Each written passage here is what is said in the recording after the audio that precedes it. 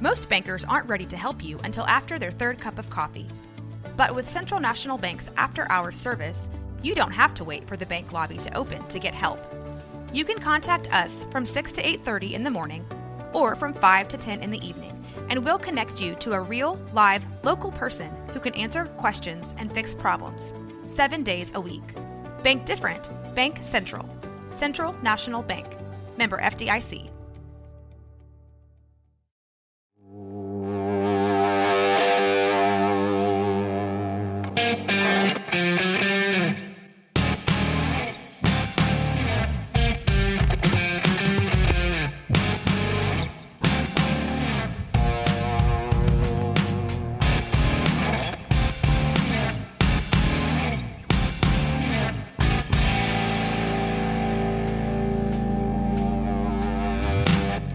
Hello and welcome once again to Trail Daddy, your Blazers Edge-based podcast about the Portland Trail Blazers.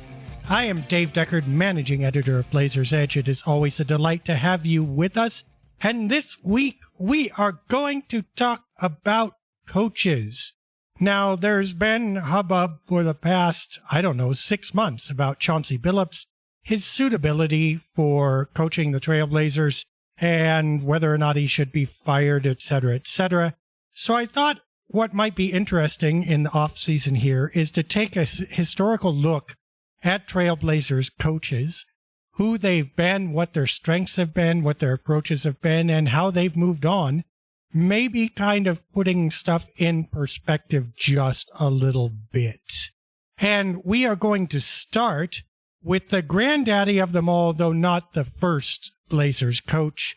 We're going to go back to Jack Ramsay. Now, there were coaches before Jack. Roland Todd started out, Jack McCloskey, Lenny Wilkins, Stu Inman even spent a little bit of time coaching the team. All familiar names to people who know the franchise, but A, way before my time, and B, relegated, I would say, to the prehistory of the Trailblazers. I think the Trailblazers, as we know them, really started in 1976-77 with Jack Ramsay when he came on board and won the 1977 NBA championship. So that's where we're going to start, with all due respect to the other gentleman who manned the coach's seat before that. I just can't talk really intelligently about them, and my memories of Dr. Jack are fuzzy, but I know enough to be able to talk a little bit, so we're going to start there, and then we'll march through the order there. So, Jack Ramsay, one of the longest tenured coaches. He coached more regular season games than anybody else. Also, among the winning coaches, he had about a 55% win rate. Of course, we've already mentioned the 1977 NBA championship, Portland's only one, and widely regarded as one of the best coaches in league history, one of the foundational coaches of the modern era. And Jack Ramsay's contribution, I think, came in two ways. First, he was a systemic coach, and that was really the heart of his belief that basketball was a five-man game. Obviously, if you're going to play in the NBA, let alone win a title, you need those five men to be excellent, and you need a bench, and you need all those other things, right? But he was a coach who believed very much in a system of running, passing, taking the first available good shot, and generating tempo and ease of play. Now, these seem obvious to us now, and, in 2024, it's like, well, everybody's done that. Phoenix Suns used to do that around the turn of the millennium. And then the game is practically predicated on that now, especially with the three-point arc. But that three-pointer did not exist back in the day, and there was a temptation to play slow-down ball, especially through your center. Centers were really prized in those days. Wilt Chamberlain was the archetype. Kareem Abdul-Jabbar had already come along. The idea of a 7-footer in the middle generating easy shots for himself while slowing down the offense, but those shots were high percentage, was really the mode of the day. And you could also play with a non-center who had overwhelming talent. But Jack didn't just care about the individual talent. In fact, he rather, I don't want to say despised, but he underplayed the individual aspect of the game and preferred the ball to move and his players to move quickly. This was his second hallmark. He wanted players to be physically fit. He came along right on the cusp of the transition from what you'd call, casual, although they're professional, casual is the wrong word for it. I don't know quite how to put it. Guys who, because of predilection or the salary structure in the league, also did other things, where professional basketball was something that you did for a while to say that you did it, and you could get paid for it, and a couple people were transcendent stars. But for the most part, most of the league was made up of players who were athletes and good at basketball, who were going to play for a few years and then go on to their real careers. And some of them had careers in the off season in order to make ends meet. And the quality of the rest of the players in the league, we're not talking about Bob Cousy and Jerry West and Wilt Chamberlain. We're talking about everybody else. The quality of everybody else had a rhythm to it, had a measure to it, had a ceiling to it.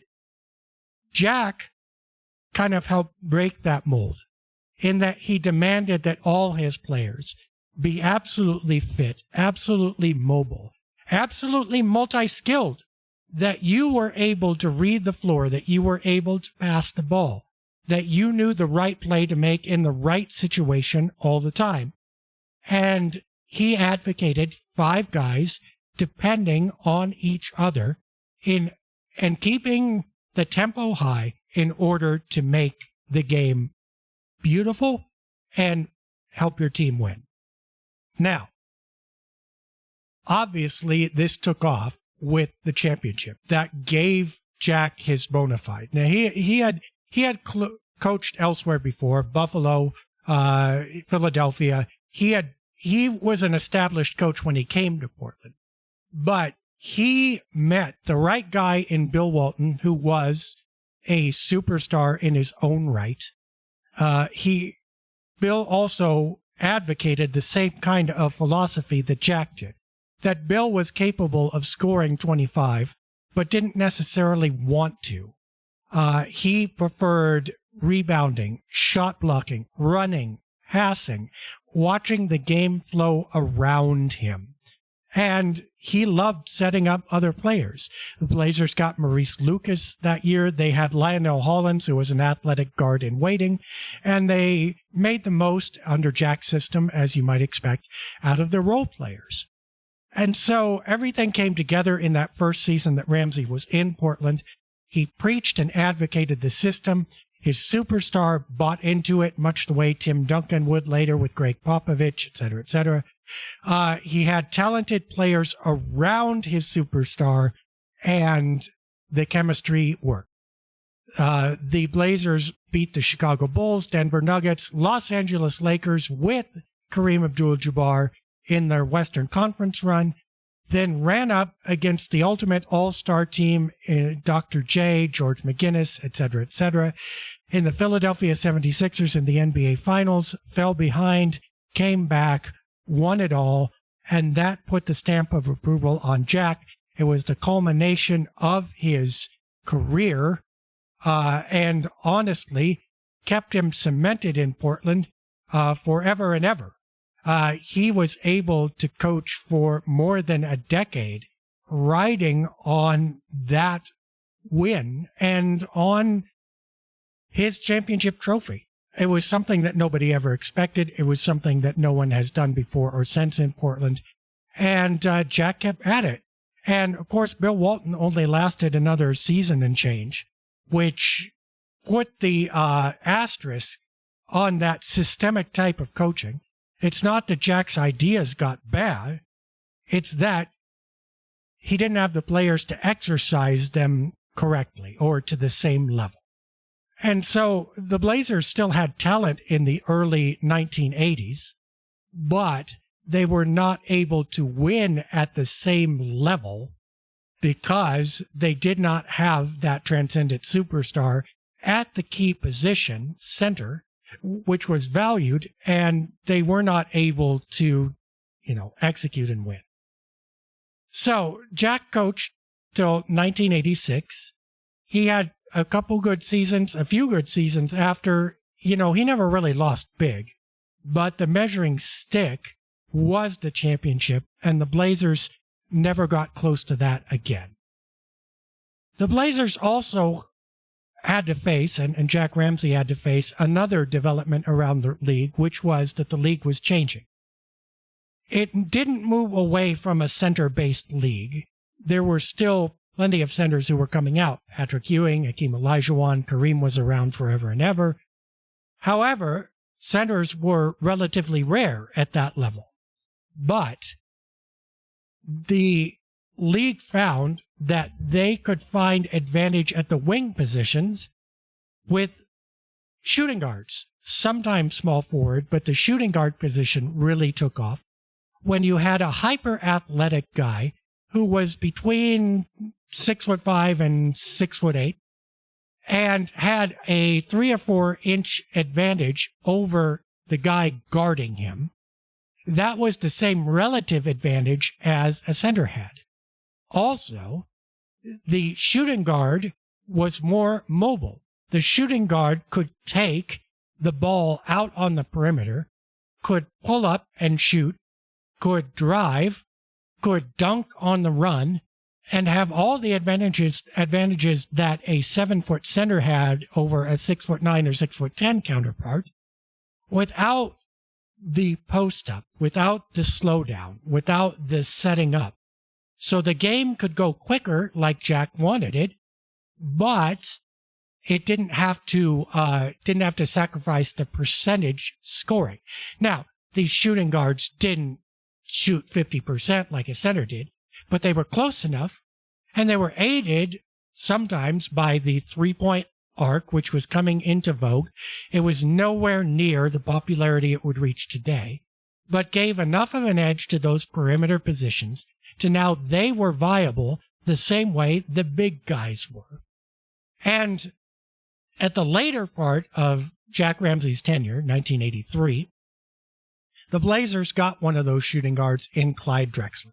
6'7", hyper athletic, strong as anyone who had ever played the position, and able to dominate. But here's the thing. Drexler, like the shooting guards of his age would be wont to do, played best with the ball in his hands. And this was the opposite of the system-based approach that Ramsey went with. Remember, it's about tempo, but it's about the ball moving, and it's about 5 players. Well, a dominant shooting guard, Clyde Drexler, Michael Jordan, etc., that's about one player taking advantage of a positional mismatch over and over again by breaking down an opponent with multiple dribbles and multiple attacks on a possession by the same player, and everybody else being available to support that player. Now, Ramsey and Drexler were going to be like oil and water that way. That Clyde was going to excel with the ball in his hands and permission to score 27 points a game. Ramsey was going to demand that his superstar move the ball and play a team game. The two respected each other, or would learn to, but they were not going to make it together. So, 1983, 1984, 1985, they try to make it work.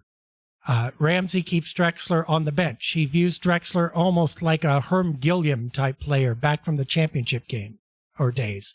And Herm Gilliam was a point-a-minute scorer, a popcorn scorer, who came off the bench and saved some games for Jack, but was never a part of the rotation. And in fact, he made Jack itch just because of the way he scored, one-on-one, fancy scoring, And even though Jack owed him part of that championship run, Herm was never going to be a mainstay.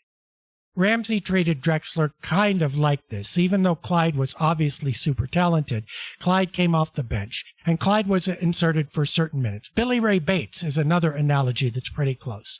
A guy whom Jack had relied on and made or helped make into a star, but not a guy whose game that Jack ever thought was palatable, and Billy Ray was pretty undisciplined, even though he had all that athleticism. And again, here comes Drexler, who's being cast into the same mold. Well, after a couple years of that, something had to break.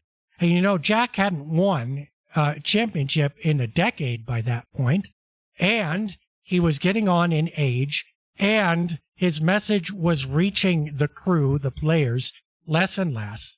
So at that point in 1986, the Blazers made the choice to go with their young superstar in waiting over their old coach, and they fired Ramsey.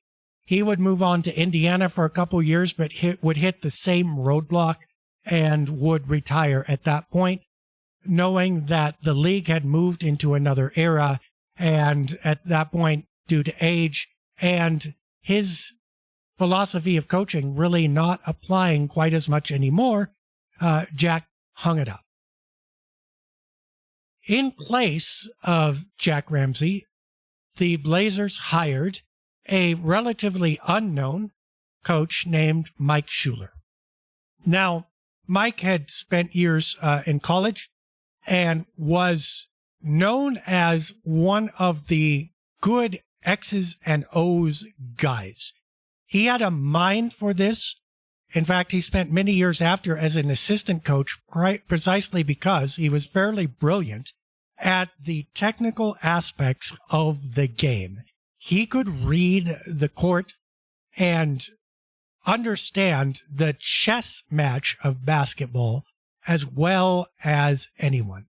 And he came in after Jack as the first breath of fresh air that the Blazers had had in the coaching department for a decade, and was quite successful. He won the NBA Coach of the Year award, one of two players to do so, or two coaches to do so, rather, in his very first year as a Trailblazer. And that was absolutely a revelation. He set Drexler free. This is when Drexler began to ascend, so he knew where his bread was buttered. He knew how to help people work around Clyde while keeping some of the systemic approach intact. And that was a nice marriage for about that year. But Schuler had another issue. And his issue was apparently a lack of ability to communicate. He was, think Tom Thibodeau nowadays, that he would play his players hard, he would practice his players hard, he was a disciplinarian to instill his X's and O's, and he was coming out of, to be fair, the era where the coach was the team. I mean, when Jack Ramsey spoke, he had authority. When you wanted to know about the Trailblazers, you talked to Jack Ramsey, or you talked to one of the executives. That was the 1970s and early 1980s in the NBA. The coach had the authority. If the coach said you didn't play, you didn't play. If the coach said you were going to do X, Y, and Z, you did X, Y, and Z. And Mike Schuler had grown up in that system and was expecting, no doubt, to keep it going as he coached. Here's the problem. Along with the rise of the hyper-athletic superstar who transcended the game, came the rise of that player's power, and with it, the power of the players all around. So that, as Mike Schuler began to discipline and or corral his players into line, he found that they were going different directions. And especially it was difficult if he butted heads with Drexler, because it was pretty obvious at that point that if you were going to bench or otherwise curb Clyde Drexler, you were carving the heart out of this team, the same way that had happened in Ramsey's tenure when Bill Walton had left. It was simply impossible with a straight face to put the reins on your best player who was becoming an all-star and would eventually become an all-NBA guy and this franchise's ticket to relevance. That, in fact, is why Ramsey had been let go. So Schuler came in with his discipline, with his system, with his X's and O's, had 1 year with it that worked pretty well, but already the mutterings were beginning that maybe was all happy in Blazerland. By the second year, things were falling apart. And the rift between the locker room and the coach was fairly dramatic. By the end of his second season, people were openly, we're talking about media, we're talking about players to the media, we're talking about the aura, the culture around the team. People were openly pointing out that the team had disintegrated, that Schuler had lost his voice and lost the locker room. This wasn't helped by playoff losses. Schuler had a 60% win rate in the regular season, but went 2-6 in the playoff runs that he was involved in. So the Blazers were not winning in the postseason under Schuler any more than they were winning under Ramsey, and the superstar, Clyde Drexler, had just as big of a problem, even though his stats obviously were up. At that point, the Blazers fired Schuler as well and went with an assistant coach who had worked under Ramsey and survived the Schuler era, a guy who had the ear of his players, as assistant coaches often did, and you've got to understand this too, that in those days, when the head coach was a disciplinarian, there was always an assistant coach or two to whom the players could vent. And part of the job of the assistant coach was to kind of negotiate with the locker room in order to mollify the players, in order to soothe the whatever ill feelings and rebuild bridges between the head coach and the players that he was overseeing. Now, this was a double-edged sword, right? Because a head coach would depend on his assistant coaches to do that, but at the same time, this made the assistant coaches far more popular in many cases than the head coach himself would be. So it was a fine line to walk.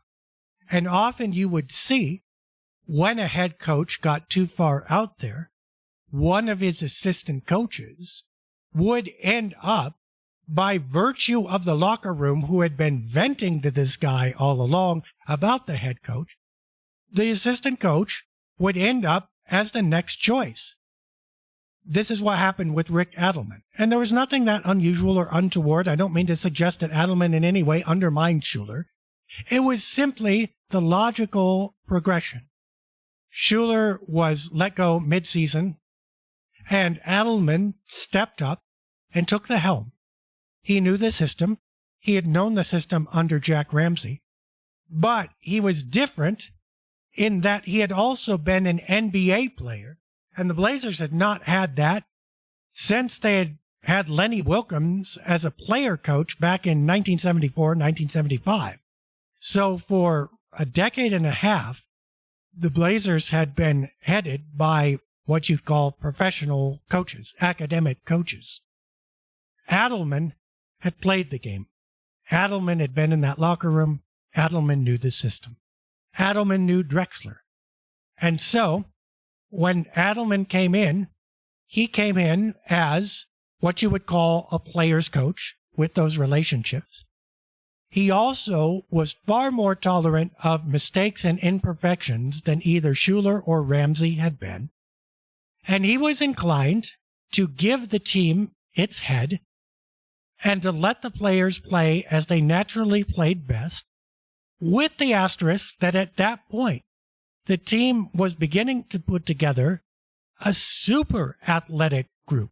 That included Drexler, obviously, but Terry Porter, who was a massively strong and athletic point guard, Jerome Kersey, who was an even more athletic small forward, and then Adelman would soon get Buck Williams at power forward, and also Cliff Robinson, who was tall and rangy and fast and could play three positions. So Adelman was being dealt a hand of multi-skilled, multifaceted athletic players.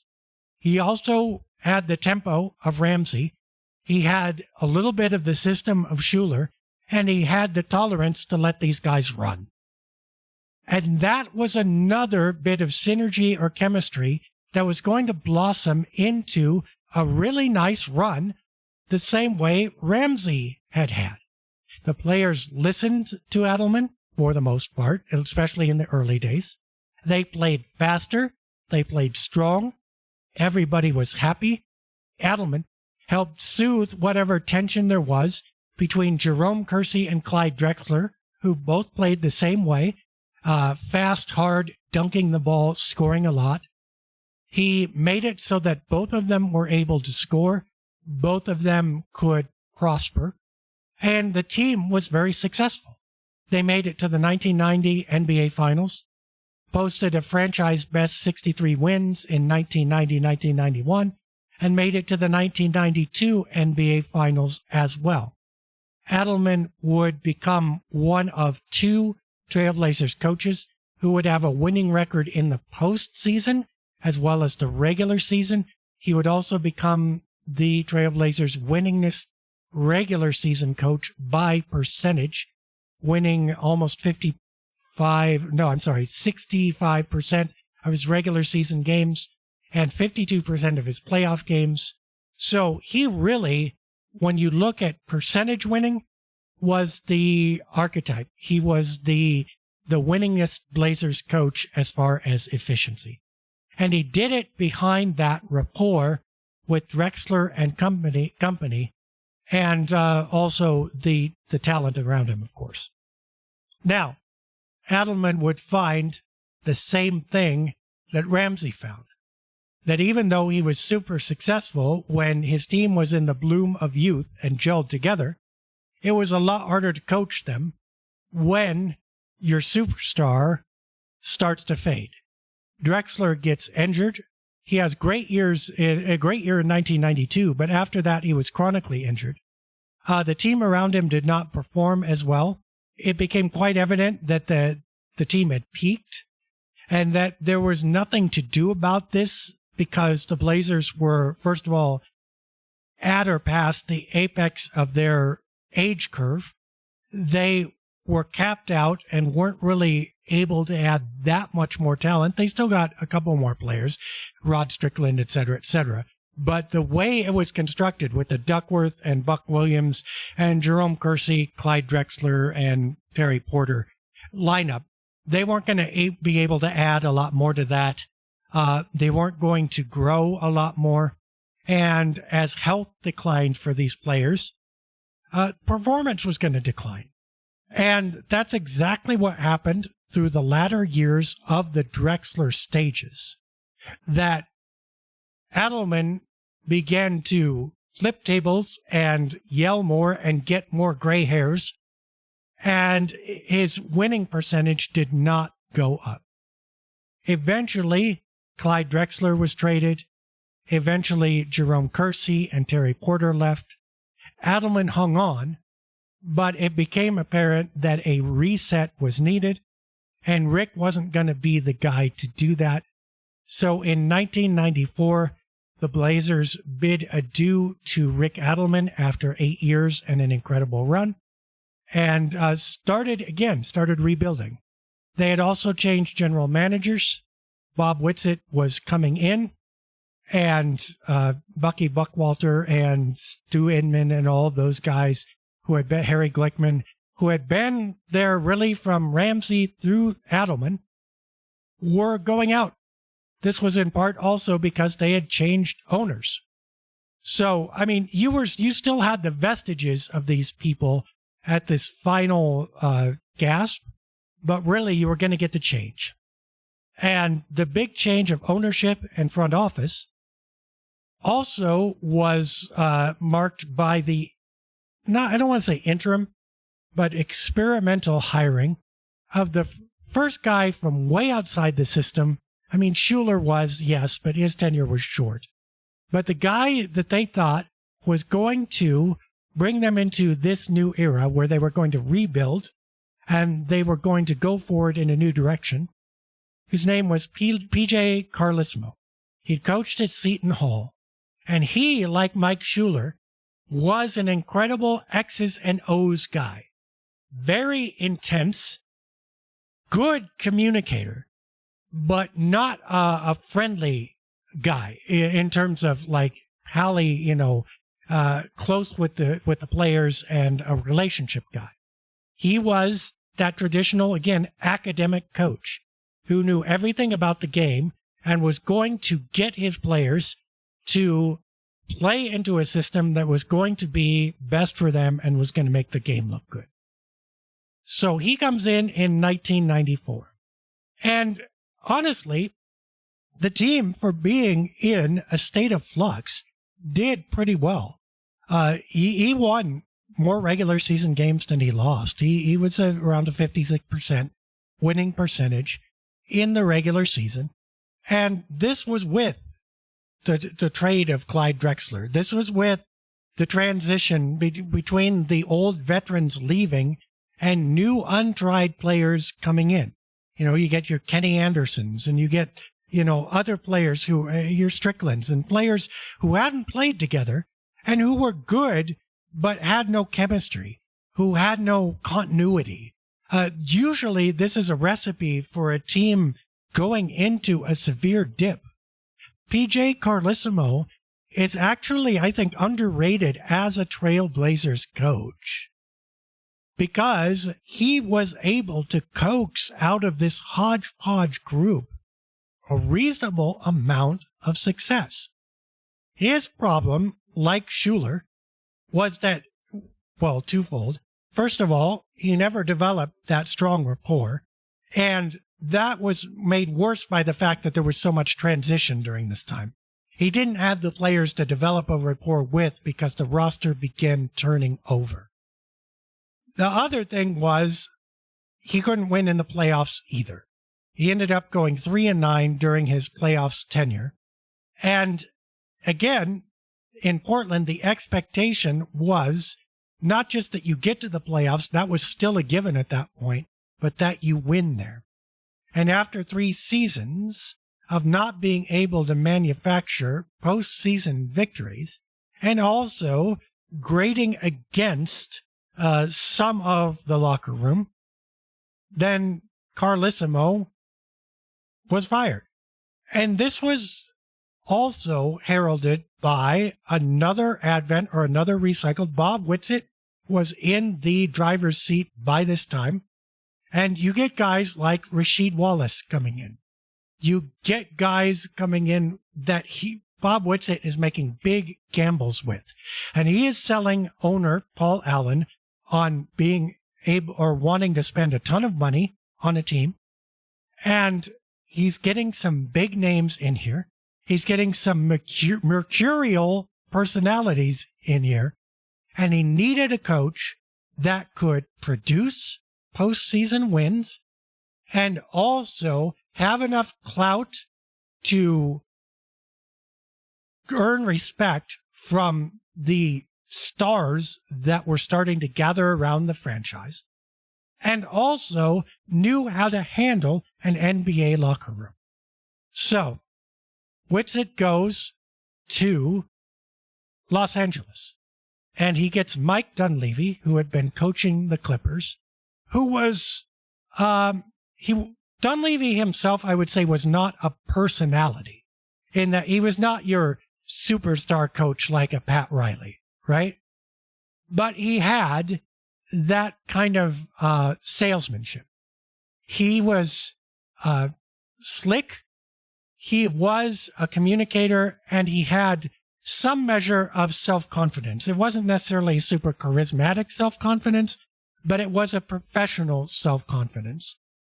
And Dunleavy had the ability to put a fence or arms around all these diverse players and get them moving in a similar direction. And he did it, I think, in a couple ways. First of all, he, like Adelman, was willing to ride with the strengths of the players. The early years of Rasheed Wallace were punctuated by Rasheed doing offense like he wanted to do offense. Now, later on, that would morph into him going to the extended left side post-up area and passing the ball. But early on, there was a lot of running. There was a lot of dunks. There was a lot of Rasheed being flashy, as he was capable of being. Some of that, at least, was Dunleavy's understanding that Rasheed needed to grow. Point guards got to do a lot more with the ball under Dunleavy than they had under Carlissimo, or even under Adelman and Schuler. Dunleavy was able to throw a wide range of possibilities in front of these players, make the field wide, and let them play within it. Dunleavy also was able to listen to his players in a certain way. I don't think he was entirely a player's coach the same way Adelman was, but he knew when player X spoke that he needed to do something about it, and he knew which players those were.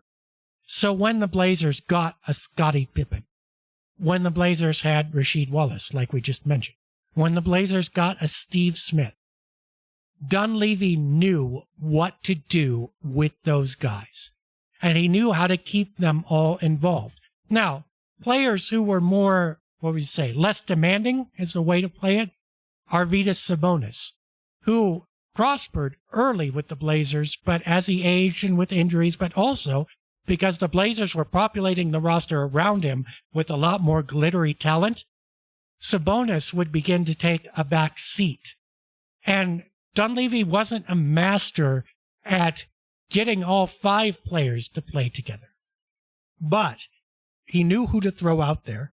He knew who to get the ball to. And he knew who he was going to emphasize. And that, in that era, was good enough. Dunleavy did win Coach of the Year. I believe it was 1989. He had a big winning percentage in the regular season. It was 64% of his games won, and he was the other guy besides Adelman who won in the postseason. He had a .500 record. Now, Dunleavy's problem was that he was not the greatest X's and O's guy, and when you stop throwing talent at the problem, Dunleavy couldn't make up the difference.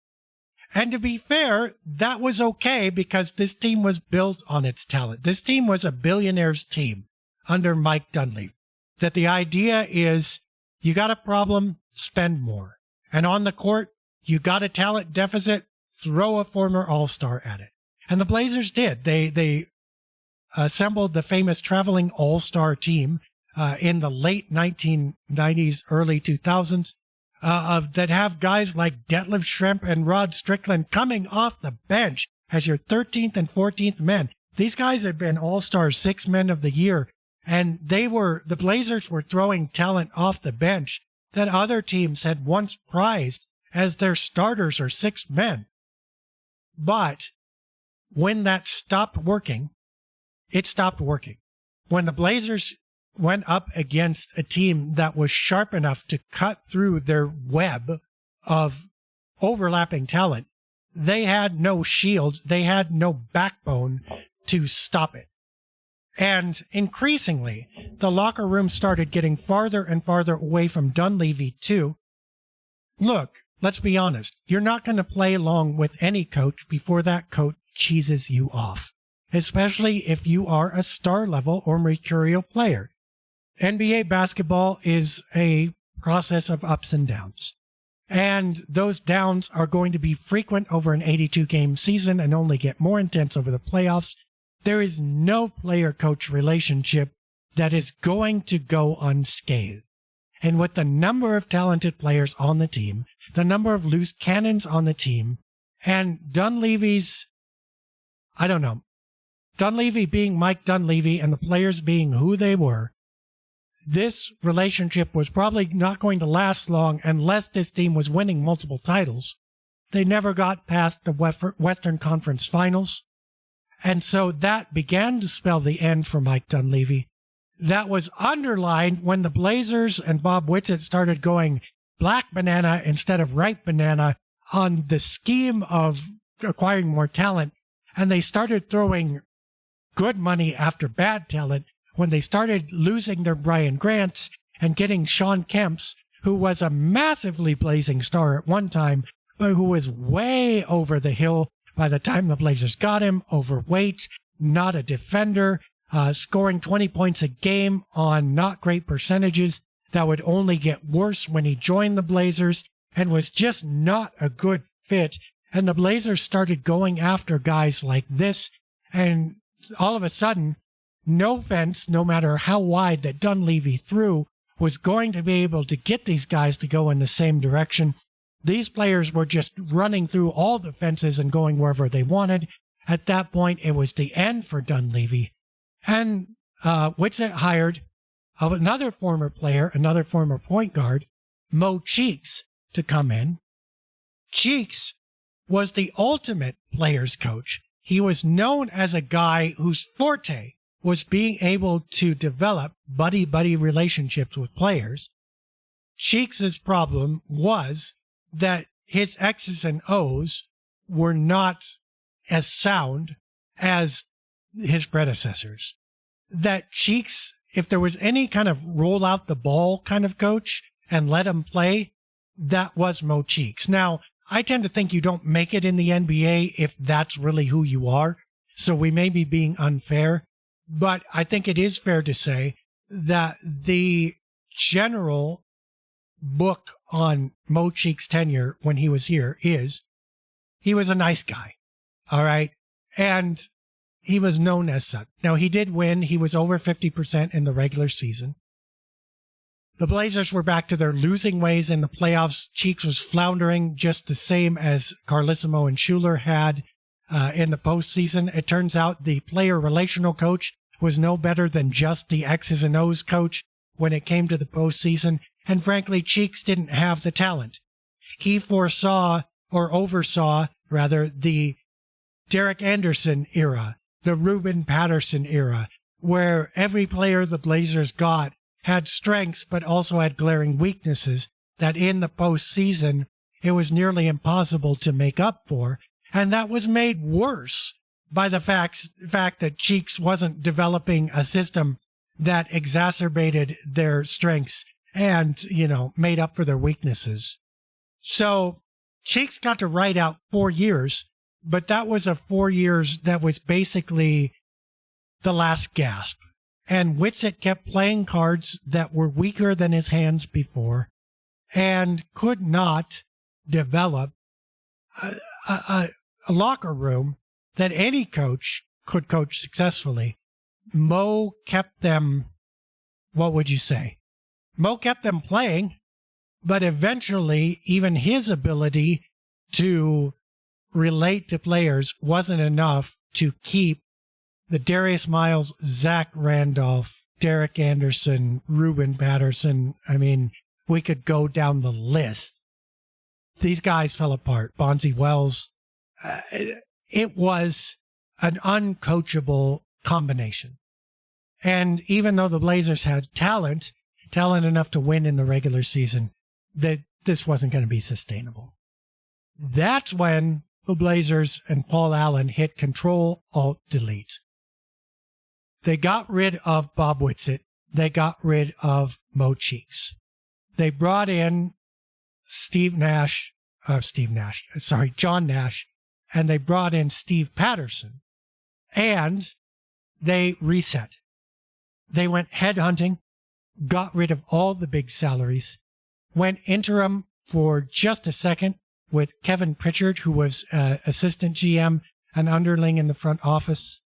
And then when they were ready to start again in 2006, with 2005, with a new start,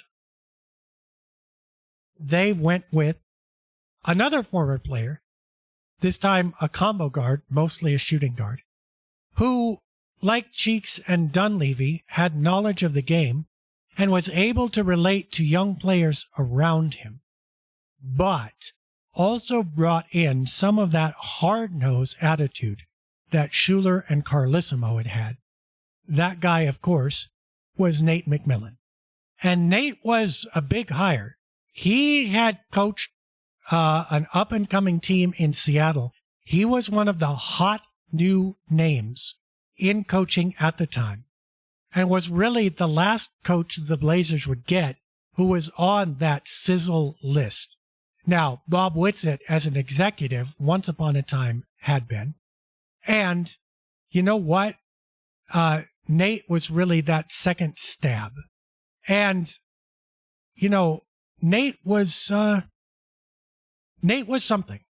Nate was no nonsense. Nate was intimidating. Nate was the guy who, when he entered the room, all eyes went to him. And again, not in a superstar way at all. It was like your dad came in the room. And immediately you sat up just a little straighter. And he implemented certain rules, like no headbands until you earned it. And rookies went back to being rookies and did certain things, and et cetera, et cetera. And he was a big proponent of culture and of organization. And immediately, Nate took the young Trailblazers and had them playing in a more organized, disciplined fashion than Maurice Cheek and his group of what really almost were ne'er-do-wells had done. And Nate knew that, at least in his view, the way forward and the way to success was discipline. Now, McMillan lasted a relatively long time, 6 years. He brought the Roy, Aldridge, and Oden triangle into existence and coached them to the playoffs. He did not win in the playoffs, but he also, one of the big Achilles heels is he never had Greg Oden. And his tenure, his prime, got hamstrung by Oden's injuries. Now, he did coach Brandon Roy to All-Star and All-NBA prominence. He did help create LaMarcus Aldridge and build him into an All-Star. But Aldridge was still ascending, and Roy peaked and then began to decline in the McMillan era.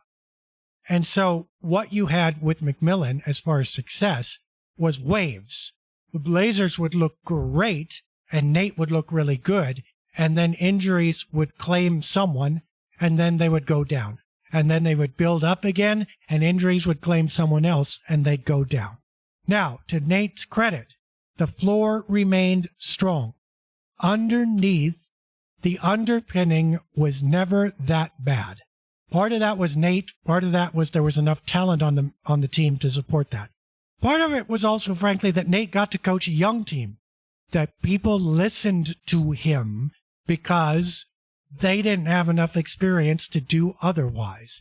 So, had Nate come in during the Maurice Cheeks era, he might have found quite a different team, and he might have become one of those guys like Carlissimo and Schuler who couldn't get along with the locker room. But he had a fortunate hand that he was dealt, and so he was able to keep the floor high, the system going, and his players relatively happy. Nate would probably be known as one of the more successful coaches in Blazers history. He was not the top of the top, especially when you consider his playoff run, but his regular season run was really pretty decent, considering all the injuries he had to work with. Nate's tenure ended in 2012. Mid-season, one of his assistants, great guy, Caleb Canales, took over. He absorbed the losses at the end of that season. Then the Blazers ended up resetting again. They kept LaMarcus Aldridge and a couple of veterans like Nick Batum. But in came a new front office guy, Neil Olshey. And also came a new point guard in the NBA draft. And his name was Damian Lillard. And along with Damian Lillard came a veteran NBA coach who was really considered part of the coaching mill, a former player like Dunleavy, like Cheeks, and like McMillan, who had spent enough time coaching to almost have forgotten his playing time and become a lifer coach, who was Terry Stotts. And Stotts had not much success in Atlanta, a moderate amount in Milwaukee, but was considered a safe hire for a team that was anticipated again to be restarting. And this almost looked like, not quite, but almost looked like the restart in 2006 with Roy and Aldridge. Lillard was the bright new hope and was going to be the face of the franchise. It looked as if the Blazers were going to begin to liquidate their veteran players. They had already done some of that before the Lillard draft. The anticipation was Stotts might be kind of a placeholder, a kind of a guy to coach a few years and instill some good habits in these young people without giving them a migraine the way that McMillan might have, and just providing a new voice. But Stotts surprised everybody in that he coached up LaMarcus Aldridge to even greater heights, and he gelled with Damian Lillard right away. So all of a sudden, Lillard becomes a borderline all-star and then a bona fide all-star very early in his career.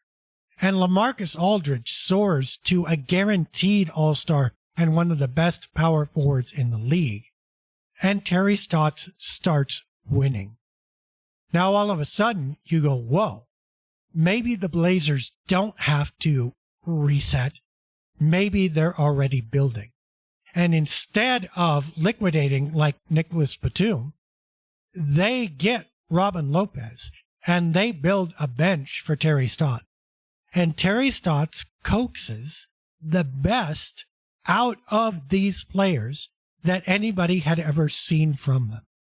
And from 2012 until about 2015, that's the run that they went on. That they, all of a sudden, the Blazers looked at each other and said, we've got a pretty cohesive lineup. We've got a coach who's getting the best out of us. We're going to be a contender. And they were getting close. They were almost there. They won a playoff series or two, which is something that had not been seen for quite a long time. It was back to Mike Dunleavy before that had happened, and that was back in the 1990s. That said, a major event and then an eventual coaching flaw ended up derailing their hopes. The major event was LaMarcus Aldridge moving on in 2015 to the San Antonio Spurs, which really took not the face of the franchise, but the backbone of the franchise away. Now all of a sudden, Stotts had a Nate McMillan problem in that a guy he had counted on to anchor the front court and to provide stability was gone. And in this case, it was Stotts' veteran stability that had gone. At least Oden was a young player. He wasn't expected to be the rock, simply the muscle. Aldridge was the backbone of the team, and Stotts lost him. Now all of a sudden, you go with Lillard, who is still fairly young, and C.J. McCollum, who was young and untried. Both of them are guards. Neither of them play defense. Stotts' ability to coach offense was unparalleled and unquestioned, so it was a great fit in that way. But unless Terry could turn around the defensive end and develop a front court that was equally as strong, then the Blazers weren't going to find success. And lo and behold, he couldn't really do that. He never got the talent, for one thing, because that front court kept shifting. But even so, Stotts never became known as a defensive coach. He never was able to develop that solid stopping presence that intimidated other teams. And so eventually, as Lillard began to age, the Blazers did win, again, a couple of playoff series. They looked good. Stotts did, as well as any of the coaches not named Ramsey and Adelman. Okay? He was fine. I mean, he wasn't at Mike Dunleavy's level, but he didn't have Dunleavy's talent either. He did fine. He coached the teams he had about as well as they could have been coached. But ultimately, he caught up with that same Ramsey factor in that how long can you coach the same teams the same way if you're not getting the horses to improve them and if you're not able to coach them beyond themselves any farther. Now, the asterisk is that Stotts, I think, coached this team way farther already. They were already redlined as far as their success for much of his tenure. You can't go beyond the tachometer. You only so many RPMs you could get. Eventually, as Lillard aged, those RPMs maxed out. He was scoring 30 points a game. What's he going to do? Average 40? He and CJ were never able to contain defensively. What are the collection of centers that the Blazers got in all of a sudden going to become Tim Duncans and David Robinsons? It's not going to happen. So, finally, towards the end, after 9 years, in 2021, and a disappointing loss. The Blazers beat the Denver Nuggets a couple seasons prior in the playoffs. And this was the same Denver Nuggets with Jamal Murray and Nikola Jokic that would eventually become NBA champions. So this was not a minor feat. But the Blazers, after beating them, just fell. I mean, their regular season was kind of limp. And then their postseason, they lost to those same Denver Nuggets fairly convincingly when they expected to win. And that was the final straw. It looked like the final straw for Damian Lillard, who was 9 years into his career at that point. It was the final straw for the front office. And Neil Olshey, at that point himself facing pressure to win and to develop, fired Stott. Now, there wasn't much more that Terry could have done, but there also probably wasn't much more that Terry could have done had he remained. When Stotts left, the Blazers were at an odd point. The expectations were still that they would somehow move forward, and this was made more urgent by the fact that Lillard was beginning to evidence rumblings that his career was getting on. He was entering his 10th, his 11th seasons. And, he wanted to win. And fairly enough, he demanded a progression. Get me the players, and by inference, get me the coach who's going to take me beyond. But you look at the roster and you go, how is that going to happen? They were capped out. They only had basically their own draft picks. In fact, they had traded away draft picks in years prior in order to make these moves. Their future wasn't really bright as far as prospects and building the team organically. They were out of chips to put on the table. So the Blazers took an interesting gamble. They split the middle. Either unable or unwilling to go out and get a big name coach that would have put the progression into overdrive. And again, it could have been either. It could have been unable, and the coaches are reading the tea leaves too, and, not wanting to come near Portland. Or unwilling. Look, we're not going to invest multi-millions in a coach when we understand that our team only has a narrow window to maybe progress. And if that window doesn't open, we're going to have to rebuild. So we're not going to sign a huge name guy to a 5-year contract. Olshey went out and took a gamble on a completely untried coach who was a superlative point guard player. And, how many point guards have we had coaching this franchise now?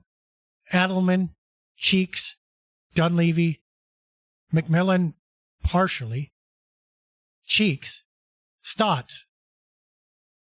Here comes a guy who is probably a better point guard than all of them in Chauncey Billups.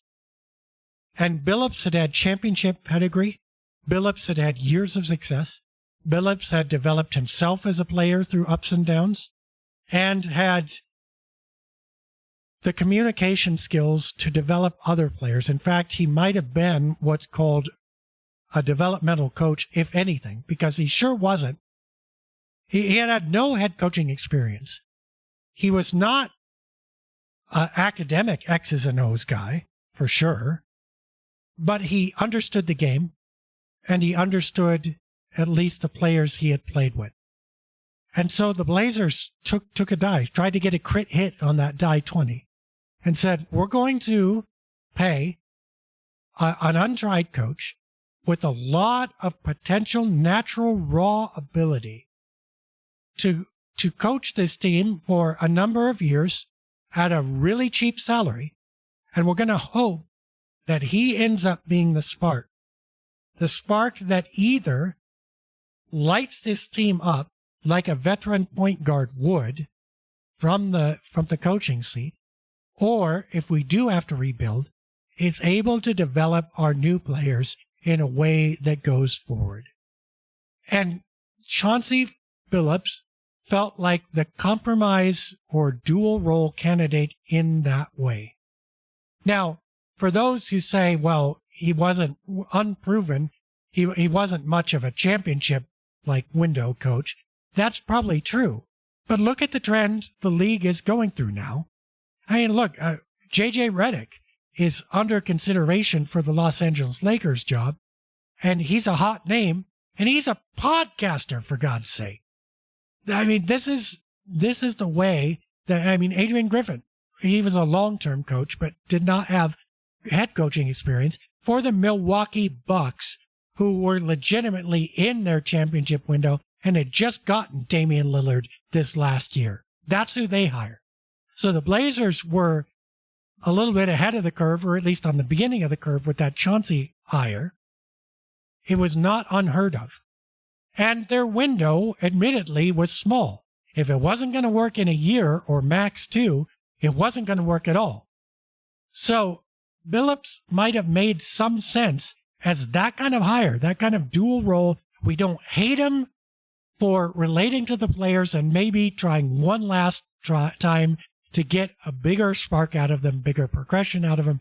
But we really understand that if that doesn't happen, he's still good for the long run without costing a lot of money, while being able to relate to players and while being able to develop, we hope, young talent.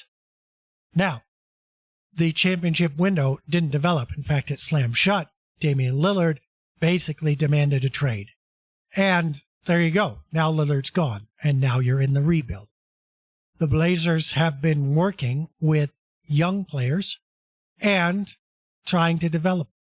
They traded for DeAndre Ayton, who's 25, 26. They're working on Anthony Simons, who has inherited a huge role for the last couple of years, right?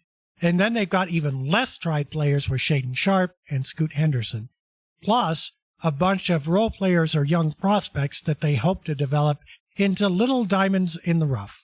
Okay, that's a very speculative roster, and that's a roster that's tough to keep a pulse on.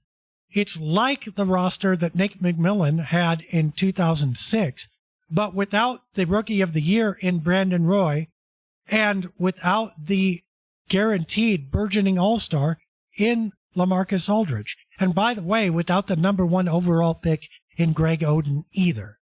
The analogy there might have been if the Blazers had gotten Victor Wembanyama, then Chauncey Billups might have been able to take a Nate McMillan arc. But he doesn't have Victor Wembanyama.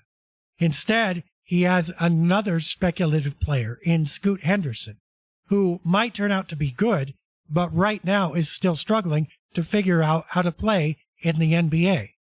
So, Billups has a McMillan-like task without the McMillan-like coaching experience and without the McMillan-like roster that has talent that is clearly ready to explode. I think that one could say that Chauncey is not in a great situation.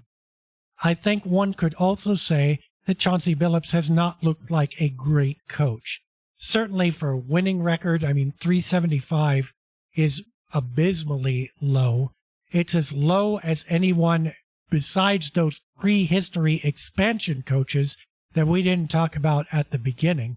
Only interim coaches have had a lower winning percentage than Chauncey Billups had, and it's not even close. Every major coach that the Blazers have had since Lenny Wilkens has had at least a 45%, 46% winning rate, if not higher. Most of them have been above 50 in the regular season. Chauncey at 375, that is bad. But Chauncey has also not been dealt a great hand. So the question is it the cards or is it the card player? And at this point, if you look back and weigh Chauncey's tenure against the rest of these people, I think it's easy to say it's both. That Jack Ramsey, when he had this kind of hand, or Mo Cheeks, or whatever, was not able to play it that well, but did play it better than Chauncey Billups has. But Billups also has fewer cards than either of those coaches did, and probably he's starting from a greater deficit, and also he's going through a transition, and coaches that go through transitions don't tend to succeed very well. The coaches that succeed are ones that are taking over for other coaches who started the transition, like Mike Schuler absorbs whatever happens after Jack Ramsey, and then Rick Adelman takes the team almost to the promised land. Or PJ Carlesimo starts the restart, and then Mike Dunleavy takes over. Or Mo Cheeks shepherds that wacky roster in the early 2000s, which then sets up Nate McMillan to have the beginning of the reboot in 2006, right? Those coaches that start on the cusp of some kind of restart or take over when the team already restarted and isn't going strong enough, those coaches succeed. The guy who rides out the bottom of the dip and tries to go back up has a harder time. And Chauncey Billups is in exactly that situation.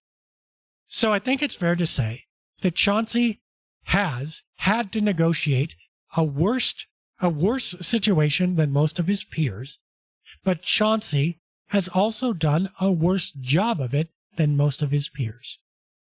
That's why, at this point, my answer to the Billups thing is simply to say, this is not good for anybody at this point. It's not good for Chauncey and his record. It's not good for the Blazers. It's not great for the front office. And it's not great for the fans. I don't see a lot of compelling reasons to keep Billups other than not to do to the next coach what was done to Chauncey Billups. In other words, the Blazers ain't going to get better next season. They're still riding out the dip. So instead of making the next coach go through the very bottom of the dip and then try to rise back up like Chauncey couldn't, Chauncey Billups absorbs the rest of the rebuild, kind of like Mo Cheeks did, and then you start fresh next season. That's not an unprecedented move, might not even be a bad move. It's just no fun when you're still in it. Well, we've talked a long time about the various coaches, but perhaps you can see that Chauncey's situation is not unprecedented, neither for the franchise nor for a coach, and that the fact that he's going through it might not be the end of the world. It doesn't mean that you want to retain him, but maybe when he gets the axe and when the Blazers start over again, we'll be a little more charitable to him. I don't know. We'll have to see.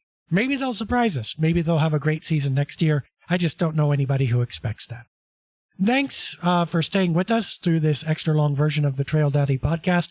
We'll be back soon with you. Until then, enjoy all the pre-draft coverage on Blazers Edge and all the features and articles and mailbags and stuff that comes with it.